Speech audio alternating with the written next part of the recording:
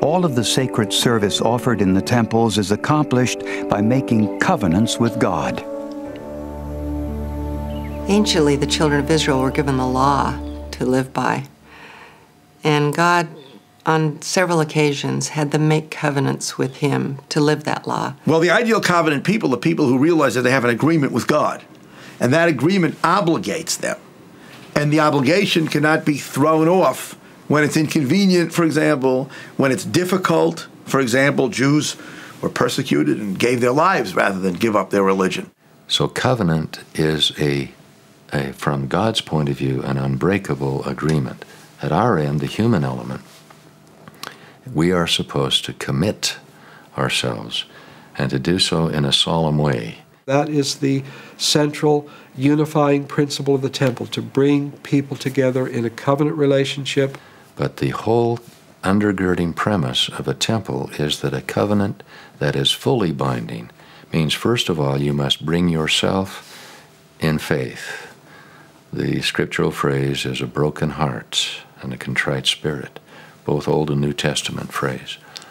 Then also it should be done in the most solemn way, which means in the presence of witnesses.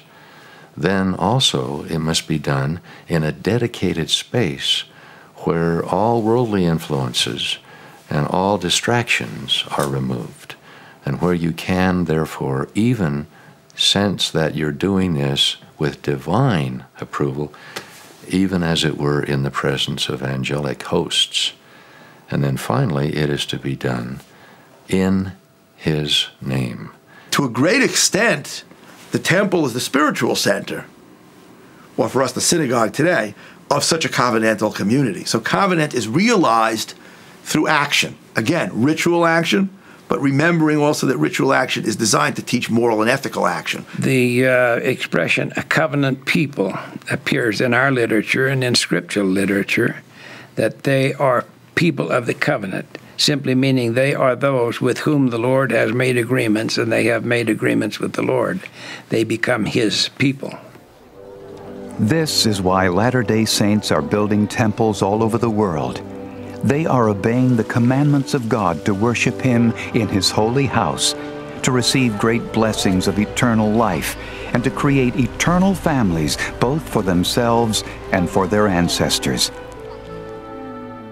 Historically, the building of temples in various parts of the world, sometimes initially opposed because initially misunderstood, have become a great source of pride. Someone who does not know much about temples and Mormons building temples should be directed to the Bible. Since the earthly temple is built after the model of heavenly temple, it literally brings down to earth a piece of heaven. The lights that are on the temple at night are symbolic of the feeling that there's a light in the center of our neighborhood. It's a place of peacefulness, a place of calm. It's a place of great beauty. It is not like a huge, say, football stadium where on days of the event the place is mobbed. There are cars from here to the end of the earth and terrible traffic jams.